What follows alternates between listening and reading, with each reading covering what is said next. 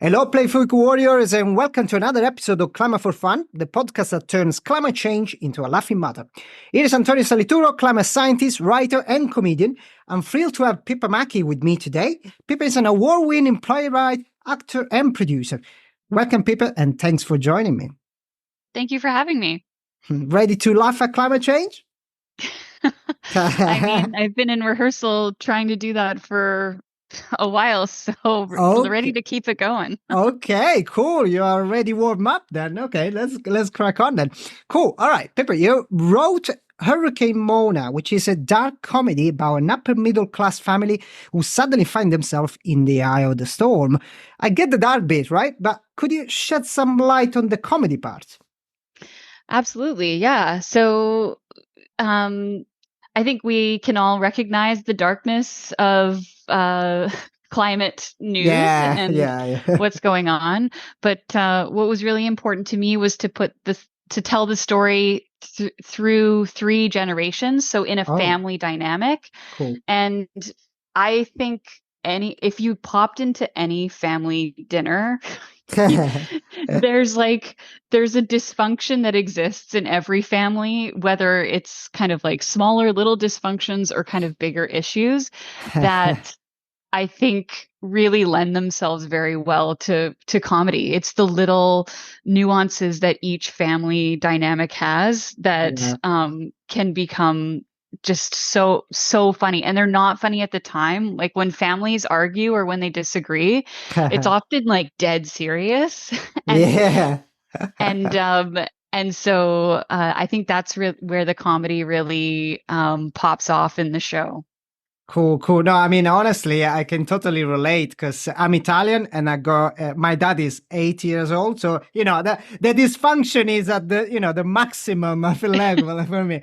Anyway. So, okay, let's go into details now, right? I read that Mona smashes a police car during a peaceful climate march. Now, I'm not sure what your definition of peaceful is, but smashing a police car sounds a bit far off from mine. Anyway, jokes aside, are you as stormy as Mona when it comes to climate protests?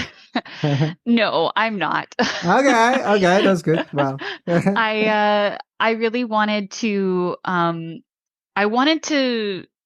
write a character, a flawed character who has the right intentions and has been working as an activist for a really long time and basically loses her patience and is so burnt out that instead of continuing on the peaceful journey that she's been on for basically 10 years of activism, she has she kind of just loses her cool and feels like if I don't do something more, nothing is going to change. And so really the show calls into question, like, what is the best type of protesting? And she gets arrested at the march and has to serve house arrest in her family home, which is part of the story. She is punished for doing that. Okay. No, well, which leads me to my next point. So she, as you said, she's forced to live with her baby boomer parents and Gen Z siblings, right? Who buy a lot of shit that don't care about climate crisis. That's my understanding. So I guess she kills them and kills them all and goes to jail instead. Or, I mean, I don't want to spoil it, but does she manage eventually to shift their behavior or not? She doesn't kill them. Well, it might be. I don't know. With her words, maybe.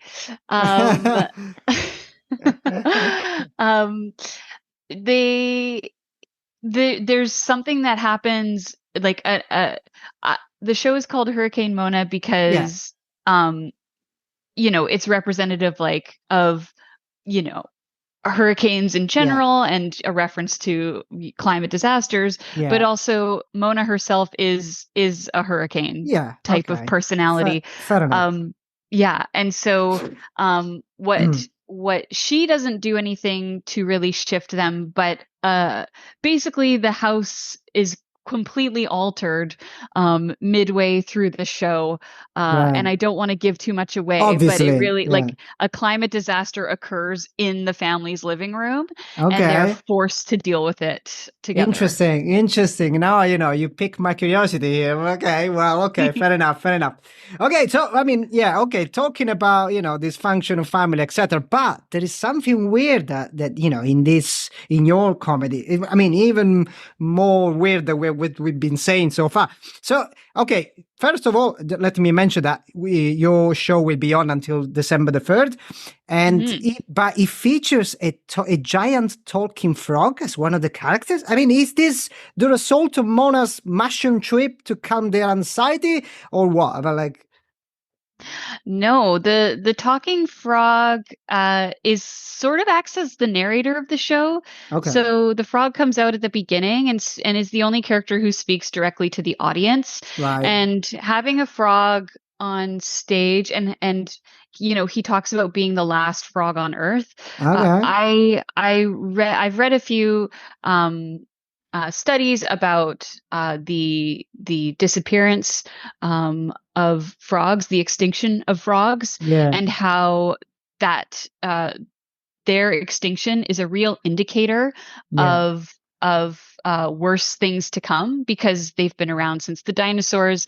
wow, They carry a lot of weight in yeah, climate science in terms of their extinction. all And right. so I wanted there to be a representation of the natural world in the show, and to have this, like, talking frog who smokes a cigarette and is like, speaking directly to the audience, kind of asking them questions Yeah, and popping in and out. Now, the character Jay, who's the younger sibling of the house, yeah, the Gen Z sibling, yeah. Jay is the only character who sees the frog, and while the frog does show up in a mushroom trip in the show, I see.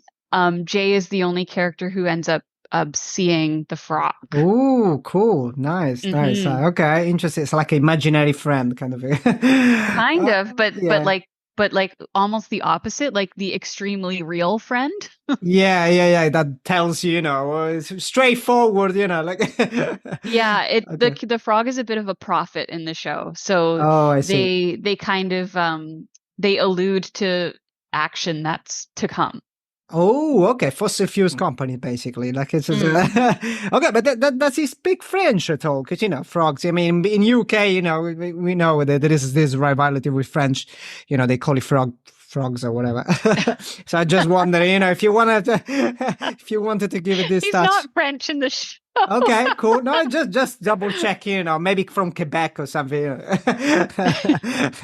Maybe in the next run Yeah, yeah, you of the never know. show. You can add this twist. Okay, cool. I'll give you 3 ideas here, yeah? Yeah, great. Perfect. Okay, funny enough, now you mentioned studies about frogs. I think recently I came across a study about frogs that there was this problem, like, because I think drought was drying out the ponds where they actually reproduce, like have sex essentially. So that's Mhm. probably one of the reasons why they're risk of extinction, I think. For So that's sure. that's a serious problem. Yeah. Hmm. Anyway, frogs aside, so uh, I came across another of your show a bit earlier on, though, before Hurricane Mona. So this is not your first humorous attempt to raise awareness of global warming. So 11 years ago, you acted in a YouTube video called Weathergirl Goes Rogue, which has now hit over 2 million views, by the way. Well, it's great. Well done. Hmm. Well done, by the way. I saw it. It's hilarious. It's great. I loved it. Basically, in that clip, you refused to stick to the standard 7-day report and gave a forecast of climate impacts instead. So, what's the difference between Hurricane Mona and that video, other than the fact that we are now even more fucked up? I mean, Yeah, it's funny, eh? That it's 11 years ago, yeah, and yeah. Well, yeah, yeah. Well, in some ways they're really similar, in like the Weather Girl character and the Mona character have a lot of similarities in their need to their intense need to bring awareness to and the release their anger situation. as well. And release their anger as well. 100%, 100%. Um, I learned a lot from doing that, and I didn't write that piece. Oh, Two activists, Kai Nagata and Heather Libby, wrote that piece, and then cool. because I was involved as an activist, but they knew I was an actor as well, Yeah, it was kind of like an amazing blend of like using your skills yeah. to promote a message. But because of the success that it had, and it was a surprise success, right? Like at the Okay. time, I think YouTube wasn't nearly as Yeah, I mean, 11 years insanely ago. Yeah, I mean, yeah, it true. wasn't insanely popular in the same way. And so for something to go viral like that, it went viral on Okay, Earth Day, which is also really cool. cool. And that people were really enjoying the humor of it. That was a real Yeah, lesson for me to take away. And because I yeah, approach like everything I write is it has a humor to it. yeah. I don't approach any heavy topic Mm. without looking at it from all sides. And so I saw the success of that, and I think it really did help motivate me to write Hurricane Mona. Cool, cool. It was a precursor, let's say, yeah, of your persona. It's all a part of the story. But yeah, honestly, your acting performance there was amazing, to be honest. Yeah. Oh, thanks Um, so much. yeah, that was great. So, okay, still coming, talking about shows, we talked about the past, the present, and now the future. So, one of your upcoming shows is called The Fucking Garden. So, well, the title is amazing, first of all. So, is it a hardcore play where you get busy composting or what? Like, I just, curious. Yeah, that's a co-written piece with a UK writer who lives in LA now Oh, named Kit Redstone. okay. We wanted to take the story of Adam and Eve and really mess with it and retell it from a new lens. And so that's really where the title comes from. But there is actually currently in the draft that we were working on, there is like a bunch of dirt on stage. So Oh, I'm pretty sure they will come up. Yeah. Okay. yeah. Okay. Fair enough. Cool. Cool. Okay. Well, good. Good. Sounds good. Okay. So now, few more questions, a bit funny one. So, tell me one thing about climate change that makes you laugh, other than your video, of course, and then your play, obviously. Well, I don't know if I have a joke per se, although Okay. I mean, the frog tells a couple of jokes in the show, okay. and I don't know if like your listeners will come to the show, and I don't think this gives anything away, but the Yeah. frog tells the joke at the end of the play. Um Telling a joke is like dissecting a frog. You understand it better, but then it dies. Well, that's interesting. That's nice. It's not quite a climate joke, but I Well, think no, when no, I I mean, read this, when you told me of this question, when I read it, the first thing that I thought of, something that really makes me laugh, is the paper straw. okay. Why that? because because I understand that, and I believe and know Yeah, that plastic straws or plastic yeah, is a huge problem. yeah. But what I think is funny is that they serve paper straws in a plastic cup. Oh, really? And yeah, here they do. Oh, Yeah. wow. Yeah, That's and weird. I'm like, okay, so we've chosen to assuage our guilt just a little bit, our climate Yeah, guilt, by replacing one one piece of junk with another that does different kinds of damage. Maybe less, probably yeah, less. yeah, But yeah, it's like, it's like the most minuscule thing you could possibly change. yeah. And I find the like the hypocrisy or irony of that funny. Yeah, no, I mean, I think it is. I mean, at the end of the day, we need to, reduce our consumption rather than, replace a Yeah. product with the other. But I understand the irony there. Yeah. Yeah. Okay. What about one fun thing that people can do to fight climate change, aside from coming to the show? Yeah, what I think is really important is not to get overwhelmed. Like it's overwhelming. So that's going to Yeah. happen, Yeah. but to really think to yourself like, what are you good at? Like where do your skills lie? Not Yeah. everyone's going to be a playwright. Not everyone's going to be comfortable going to a protest, or have the mobility or whatever. Some people are in, on a sports team. Some people are knitters, and it's like, well, what skill or hobby that you enjoy can Mm-mm. you use to join the fight? Yeah. So it Yeah. doesn't have to be this big thing, and it doesn't have to be like you have to change the world. I think it's way better to start with like really small things that you can actually tick off a list. So, if you're in I'm part of a curling club, Okay. and we do 50-50 draws every week, and it's like, Uh-huh. oh, since I'm part of this curling club and like we're all a group, maybe I could ask if one of the 50-50 draws goes towards an organization that I think are doing really good work Yeah. for the environment. Yeah. So it's little tiny little things like that, that can really add some use and make you feel really good about what you're doing. Yeah. Um, and that don't take up a ton of like, that don't become this overwhelming sense of like, I have to fix everything. Yeah. I also think it's like really, I think it depends on like where you're at in your life, like what age you're As at. well.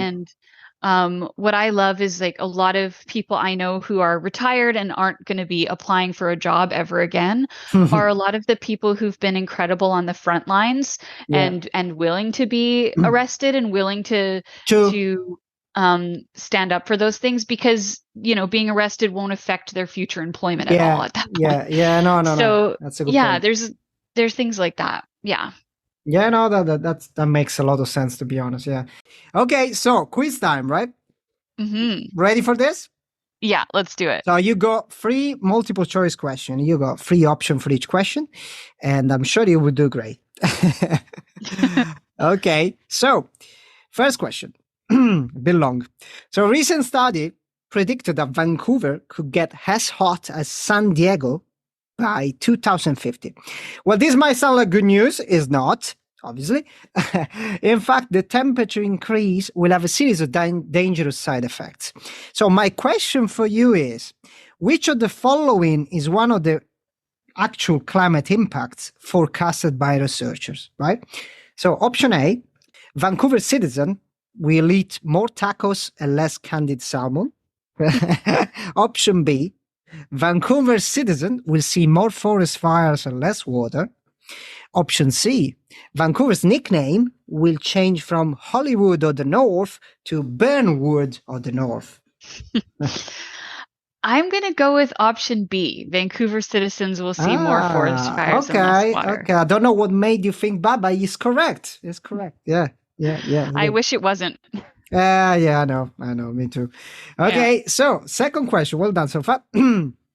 So who said that rising global temperature are only a minor variable in how to control wildfires?